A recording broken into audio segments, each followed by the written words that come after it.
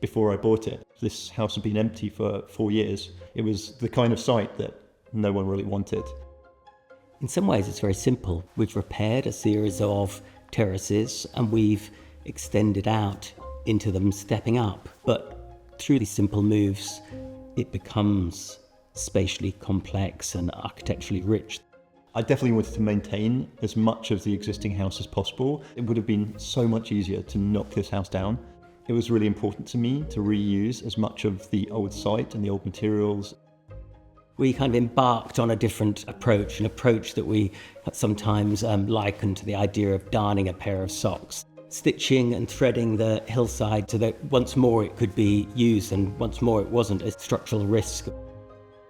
Part of the brief as well was to this sort of indoor-outdoor feel, like the ability to move through spaces, not only within the house, but moving from inside to outside and feeling that you're quite connected to the space outside. And I think we really enjoyed this way of developing a contemporary form of timber construction in a way that related to older forms of carpentry.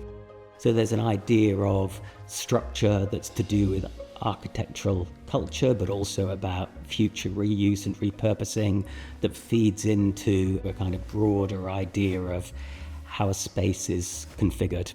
Its ambitions are more than that of an extension. I think its ambitions are site-wide, about site transformation. I think that's what architecture should be about. Let's challenge ourselves to think and find solutions.